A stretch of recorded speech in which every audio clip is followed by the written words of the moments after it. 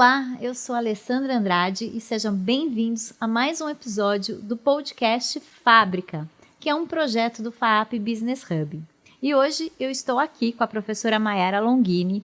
Mayara, que é nossa professora de Direito Constitucional, Econômico e Consumidor, formada em Direito Político e Econômico, mas muito mais importante do que tudo isso, mentora do Business Hub do Fábrica. Bem-vindo, Mayara. Oi, Ale, que prazer estar aqui com você. Bom, vamos começar nosso papo, que eu quero entender como é que começou a sua carreira no direito e como é que ela foi parar em empreendedorismo. Que legal. Eu acho que a minha escolha para o curso de Direito não foi algo tão óbvio. Eu vinha já de uma família, né, de juristas, mas não queria seguir a mesma carreira. Então, eu queria, né, ter alguma relação, eu tinha já um pouco dessa aspiração pela conexão com a justiça e com resolver problemas sociais, mas eu acho que eu queria nadar um pouquinho contra a corrente e não queria seguir a mesma carreira dos meus pais. Então, eu queria, na verdade, escolhi pelo curso de Relações Internacionais e prestei os dois cursos, Relações Internacionais e Direito. Comecei um de manhã, outro à noite, e aí, por fim, acabei sendo laçada pelo Direito e dei a continuidade com a graduação em Direito, para depois, então, na especialização e também no trabalho no escritório de advocacia, me conectar um pouco mais com o direito empresarial.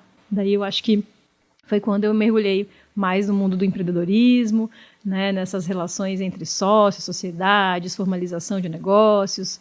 E daí para frente, não fazia a menor ideia também, nem sonhava em seguir a carreira de professora, mas as coisas foram acontecendo e de alguma forma também fui me reconectando com esse assunto, essa temática internacional, porque sempre gostei também de direitos humanos, direito ambiental, e daí fui mestrado, doutorado, e aqui estou eu, mentora do Business Hub, com o maior prazer, e eu tenho aprendido muito, acho que com essa prática da mentoria.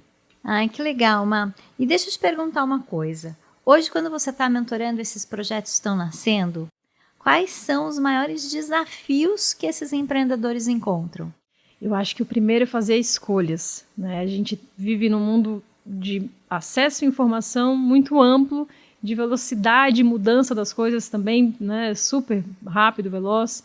Então, eu acho que os mentorandos têm boas ideias, têm desejos, têm sonhos, mas em alguns momentos as escolhas precisam ser tomadas. Eu acho que o desafio maior, tanto para eles que estão, né, ali pedindo alguma ajuda, algum auxílio, algum conselho para a gente, e do outro lado também é um desafio, né, mostrar esses caminhos, quais as vantagens, quais as desvantagens, o que eles vão encontrar de dificuldades né, por cada um desses caminhos. Então eu acho que essa é o desafio para o aluno, mentorando, e também para o professor, para mim como mentora.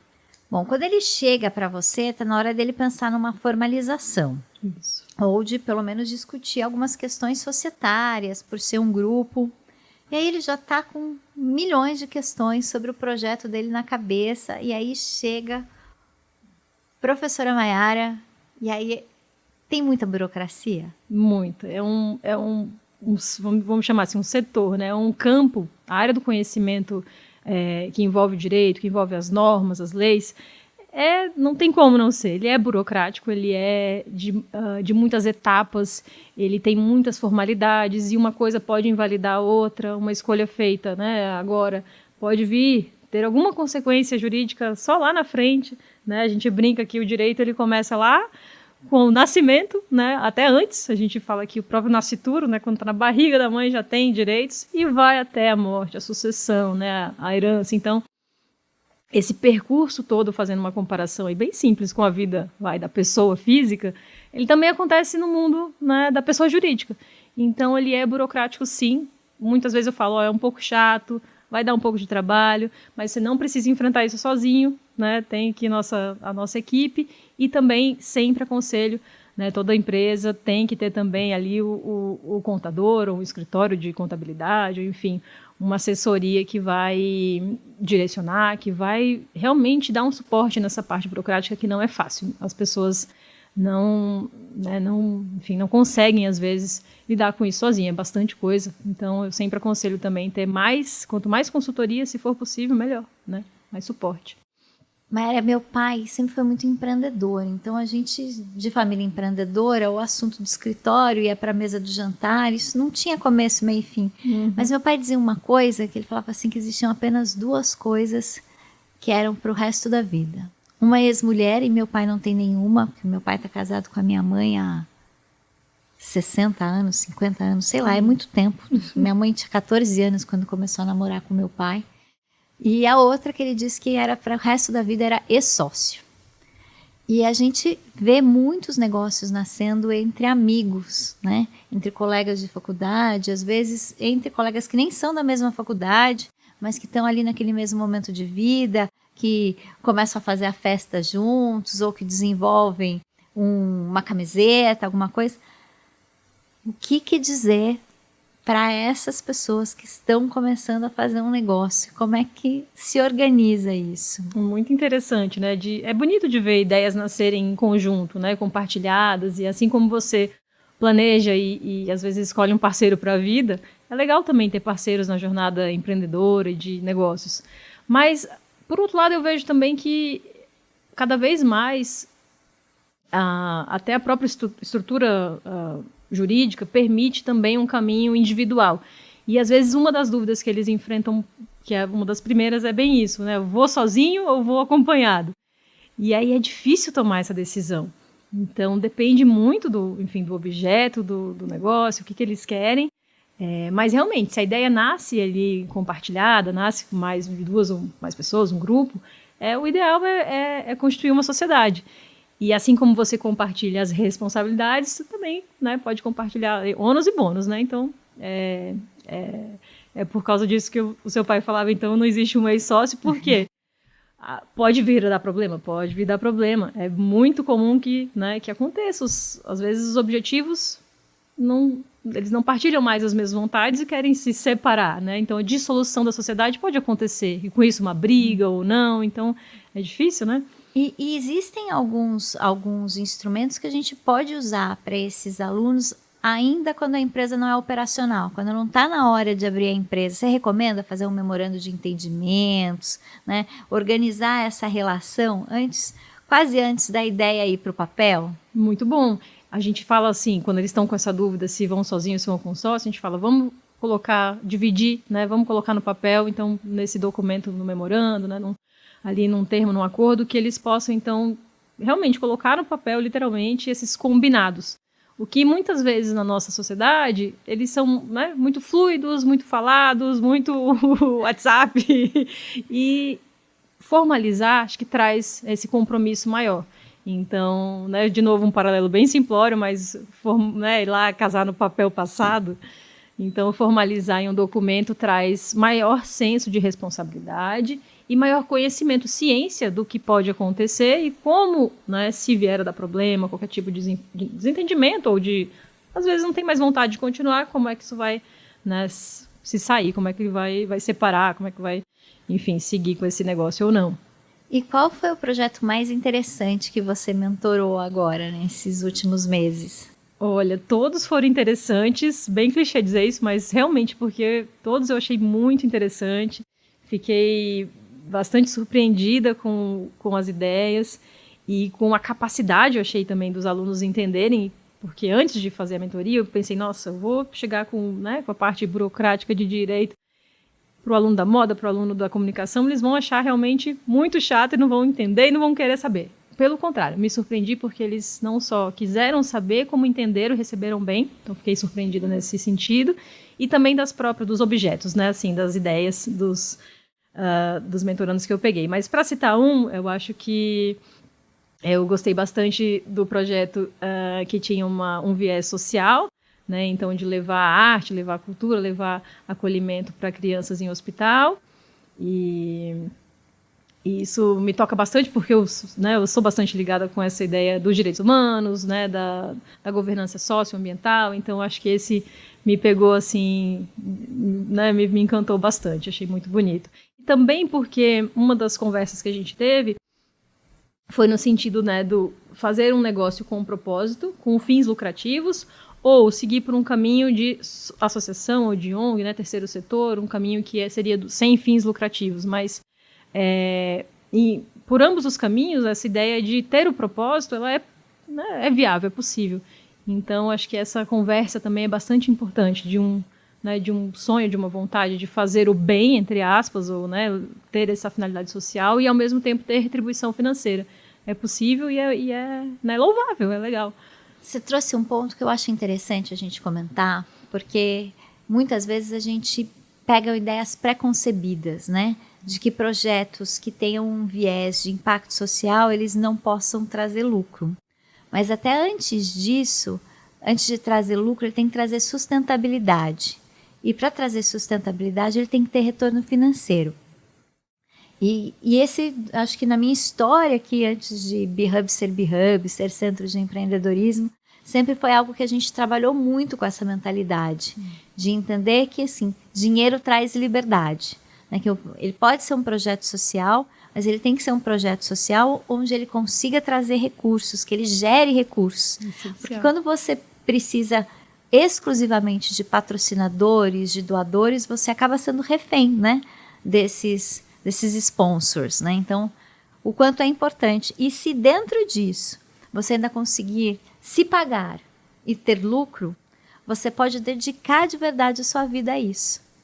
Perfeito. Não precisa ser algo que você vai fazer nas horas vagas, né, como voluntário. Então, é a importância da gente olhar todos esses instrumentos jurídicos para fazer a mesma coisa, mas de formas completamente diferentes. Perfeito, não, você tocou no ponto, acho que é essencial, né, você precisa se manter, né, a sustentabilidade aí do próprio negócio, do próprio objeto que você quer fazer, então isso é essencial e é um pouco do futuro, né, a gente falava de futuro, eu acho que é um pouco do futuro, pensar na sustentabilidade não só na dimensão ambiental, mais social, né, econômica, e pensar que por trás de todo negócio existem pessoas, né? Então essas pessoas elas precisam continuar motivadas, e eu acho que isso move bastante a geração atual, e tem tudo a ver até com as políticas econômicas que o próprio país, e também a nível, extrapolando Brasil e também global, começam a enxergar os negócios, né? Então quando a gente fala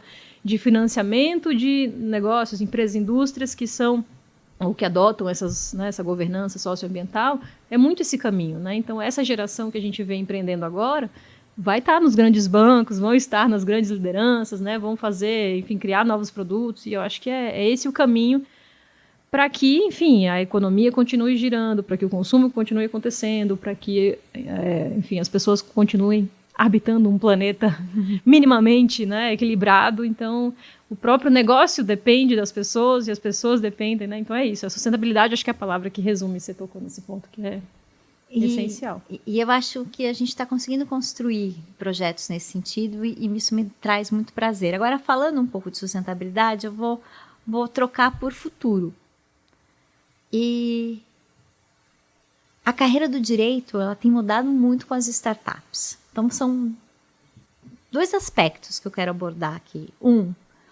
O advogado que vira empreendedor, montando a sua startup, porque não era algo, né, da carreira do advogado, da carreira do direito, ser empresário, né? Então, você tem essa questão nascendo. E a segunda eu vou deixar para depois, para não confundir. Então, mas vamos começar por aí. Temos um caminho, não novo, mas eu acho que talvez crescente, né? Desse formado, desse graduado em direito, que não necessariamente vai ser o advogado da tribuna, ou o advogado do processo, né? A gente fala do litigioso, ou dos concursos públicos. Eu acho que ele caminha sim, né? Acho que é um número crescente de profissionais nesse sentido, e acho incrível, acho que o direito ele está em todas as áreas e ele dá uma formação bastante sólida para que esse aluno, estudante ou pessoa, né, possa escolher esse caminho.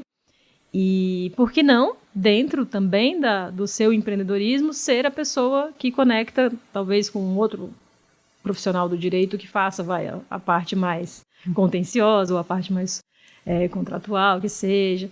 E, então, acho que o direito dá, com certeza, essa boa formação. E eu vejo, sim, isso acontecendo na FAP. A gente tem vários exemplos de ex-alunos do direito que seguiram esse caminho e que acho que o número cada vez cresce mais. E aí o segundo lado que eu queria falar dessa questão é quando eu fiz faculdade, eu fiz administração, mas meus melhores amigos fizeram direito. E aí tinha aquela coisa de fazer estágio, né, num grande escritório de direito. Um deles foi fazer estágio no Pinheiro Neto. A gente brincava que era para aprender a passar gel no cabelo, a dar nó em gravata. Tinha todos aqueles bullying, né, da época. Mas existia uma questão de acompanhamento de processo, de ir ao fórum, de ver andamento, e tudo isso foi alterado, esses processos todos foram alterados com a tecnologia. E muitas coisas que eram de estagiários ou de advogados iniciantes hoje estão sendo feitas pela inteligência artificial. Qual que é o impacto disso na formação dos futuros advogados que não estão exercendo essas funções, que com certeza de alguma forma construíam, né, e desenvolviam soft skills que depois vão ser importantes para eles? É verdade. Eu acho que muda bastante. Você usou a palavra processo, e aí tem os dois processos. Tem o processo judicial, mas tem o processo no fluxo, né? No fluxo de procedimentos, que realmente mudou tudo, né? Mudou para o tecnológico, mudou para o digital. A forma como as pessoas se conversam, a forma como você pode, né, sei lá, despachar, como a gente fala com o juiz, e pleitear alguma coisa lá pelos funcionários do cartório, como a gente fazia antigamente, era no balcão, era pessoalmente, né? Era muito people skills, né? Você tinha que ir lá. Convencer, dizer, né, por que você ali quase que merecia ter 1 minuto com o juiz, porque era realmente importante, ele não consegue atender todo mundo. Então, isso muda, mas no final do dia, as soft skills, essas competências, habilidades socioemocionais, vamos chamar assim, acho que elas continuam sendo muito importantes, ainda que a gente tenha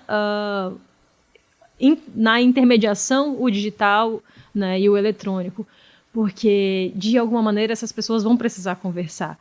E por mais que a inteligência artificial ajuda muito, pode usar, eu falo para os alunos, usem ao seu favor, né, e usem com inteligência, mas o ser humano ainda é essencial. Então a gente vê, né, às vezes, textos vagos, palavras lindas, uma sequência de parágrafos maravilhosos, nada errado, mas vagos. E quem tem tempo de ler tudo isso? Né? E quem vai analisar, vai fazer senso crítico, e realmente esse caso é realmente sobre isso aqui, a discussão. Então eu acho que ir lá, explicar pessoalmente, né, falar, olhar nos olhos, essa parte humana acho que não vai ser substituída, né? A gente tem bastante sempre essa discussão da substituição do homem pela máquina, mas eu acho que muda tudo. O estudante hoje, ele também já tem mais facilidade de operar esses fluxos mais, né, digitais, mas ele tem que caprichar, acho que ele tem que aproveitar a faculdade, ainda mais nosso exemplo aqui presencial, com poucas pessoas, com muito contato. Para quê? Para desenvolver, acho que essa habilidade tão importante. Porque o direito é isso, gente, é resolver conflito humano. E a máquina vai resolver o conflito humano? Não, no final do dia vai ser um outro ser humano ou algumas pessoas envolvidas nesse processo, nesse fluxo. Então, acho que é essencial, sim. Não, eu não tenho dúvida que a supervisão sempre vai ser necessária. Já vi diversos casos, a gente usa até o termo delirar, né? Que a inteligência artificial generativa ainda delira. Então, você vai ver casos que não existiram de fato, ele vai citar processos que não aconteceram. Eu, quando consulto a inteligência artificial e ela coloca exemplos, eu falo assim, você pode mostrar onde está esse exemplo? Você tem algum link, algum site? E tem coisas que ela é cara de pau, gente. A inteligência artificial é cara de pau. Ela fala, ups, eu me enganei. Então, assim, tem muita coisa ainda, acho que é um processo que está sendo evolutivo, mas de verdade era essa a minha questão, né? Como é que forma, né? Se tudo mudou, se a carreira mudou, né? Sim. Passa a ser uma outra coisa. Desculpa te interromper, mas a evolução das normas, né? A gente sempre fala que a sociedade muda mais, né, com mais velocidade do que a própria norma também acompanha. Então, a gente está um pouco acostumado, talvez, em se adaptar, e eu acho que isso também é uma outra habilidade socioemocional, né, dessa pessoa que está se formando, que é a capacidade de adaptação, né, e, enfim, resiliência, e entendimento, e pensamento crítico. Então, é isso, buscar por uma formação que está em constante mudança mesmo, assim, não é redundante, mas é por aí. Agora eu vou para outro extremo e não vou nem pedir uma resposta tão técnica, vou pedir muito a sua opinião. A gente sai do people skills e a gente passa a viver num mundo de dados. Até que ponto, na sua percepção, qual que é o limiar da proteção de dados? Eu brinco que eu brinco não, gente, isso é uma triste realidade. Eu tinha Orkut, né? Eu coloquei todos os meus dados no Orkut. Depois eu coloquei no Facebook. Eu não tenho mais essa, eu não me preocupo mais se meus dados estão protegidos, porque os meus dados já estão sendo vendidos na liquidação da 25 de março, porque eles já foram faz tempo. Mas pensando em futuro, em novas gerações, qual que é o limiar, né? Qual que é a sua opinião a respeito da proteção de dados? Outro exemplo que sempre vem é a questão do Apple Watch, né? Ele ter acesso aos seus dados de saúde, ele pode salvar a sua vida? Não pode? Ou isso vai servir para simplesmente sustentar uma indústria farmacêutica? O que a Mayara pensa sobre isso? Ah, que bonito, gostei de dar opinião, assim a gente fica mais livre, né, para desapegar. A lei diz isso, né? Não, opinativo. Gostei. Eu acho, então, vou usar o eu acho mesmo, porque é realmente minha opinião pessoal, que a gente não tem mais controle sobre isso. Então, pode vir a lei, que bom que tem a lei, que bom que tem o direito do consumidor, e que bom que tem, mas a gente, na verdade, lida com conflitos muito mais éticos, né, éticos e morais, do que de lei. Então, muito antes de uma lei conseguir regular ou proibir, ou, enfim, direcionar o comportamento humano, a gente tem um dilema ético, né, e essa linha tênue, né? Você falou linear ou limiar, como é que foi a palavra? Enfim, essa zona cinzenta, né? Ela assim, não tem realmente uma linha só. Ela é realmente ela tem um espaço, e esse espaço é difícil de ser delimitado. Filosofei aqui para dar, então, minha opinião, que a gente não tem mais controle sobre isso. Provavelmente os seus, os meus e os de todo mundo... Os dados estão a pergunta vulnerabilizados. Você vai lá, quando você vai entrar em algum site e tal, que você tem que fazer algum cadastro, você lê os termos? Você não lê, você dá o check, você concorda e não tem controle sobre isso. Ainda que, embora, e que bom que existe uma regulamentação sobre isso, melhor do que não ter nada, melhor, mas a gente não tem liberdade de escolha, né, e não vai ter, enfim, não vai saber se... eles estão coletando dados para salvar a nossa vida, voltando ao exemplo, ou para nos indicar a promoção do remédio que a gente toma constantemente, né? Porque eu recebo, por exemplo, o remédio que eu tomo mensalmente, se você comprar 3 caixas, promoção, vem na nossa marca aqui, não no concorrente, né? Então, realmente, a gente não tem mais controle sobre isso, não terá, não vai ser a lei que vai resolver isso de uma vez ou 100%, mas é bom que ela exista, né? Eu estou tentando aqui lembrar e não estou conseguindo. Tem um episódio do Black Mirror que, de repente, a pessoa está vivendo de um seriado, tipo uma Netflix, e é sobre a vida dela. E ela fala, mas eu não deixei. Não, você deixou. Quando você assinou, você deu check. Você concordou. Né? Você concordou. Então, você imagina quantas coisas que a gente já não concordou sem saber que concordou. E aí, como diria, né, os mais antigos, aí lá se foi o boi com a corda, né? Lá se foi. E mesmo que você leia, mesmo que você tenha um conhecimento jurídico, você vai deixar de optar. Realmente uma escolha? Na verdade, não é nem optar, porque não é uma escolha, né? Se você não aceita, você não segue. E aí você está fora desse mundo, você não quer estar fora, você não tem condições de estar de fora. Então, é muito complicado. Indo aqui para os nossos finalmente, Mayara, me conta uma coisa. Qual foi o conselho que você mais deu durante essa temporada no Business Hub? Eu acho que falei bastante sobre os caminhos possíveis e enfim, tentei explicar as vantagens e desvantagens de um, de outro, enfim, de outro. É muito subjetivo, né, quando a gente tem formatos diferentes, enfim, às vezes o aluno vem com uma sócia, daqui a pouco não tem mais sócia, e aí um tipo societário que servia para ter sócio já não é o mesmo. enfim, do caminho individual e por aí vai. Então, fazer decisões é sempre muito difícil, não dá pra gente decidir pelo outro. E então esse conselho, pensa com calma, vê certinho, bota no papel, né, discute com família, com outro profissional, com alguém que você confia, ou mesmo com esse sócio, possível sócio. Acho que esse foi bastante, acho que foi um conselho que eu repeti bastante. E também brinquei que eu falei bastante, calma, vamos ver, vamos estudar, não sei, porque vieram perguntas bem surpreendentes e eu realmente não tinha resposta pronta e a gente precisou estudar o caso concreto. O direito é bonito por causa disso, né? A gente dificilmente tem uma resposta pronta para aquela situação. Então a gente tem que pegar, tem que olhar, estudar, ver qual é o caso, qual é a lei, por onde ir. Então foi uma coisa que eu repeti bastante também. Falo, desculpa, não vou saber responder, mas a gente vai conseguir chegar lá. Muito legal, eu acho que é uma construção conjunta. Mayara, queria te agradecer por todas as mentorias, mas também por estar aqui presente hoje nesse episódio do Fábrica. E dizer para você, continue acompanhando o nosso podcast Fábrica para saber tudo o que acontece no B-Hub e mais do que isso. Se você é aluno da FAP, vai correndo lá no B-Hub, leva a sua ideia e se você ainda não é, está na hora de pensar em ser. Obrigada e até o próximo episódio.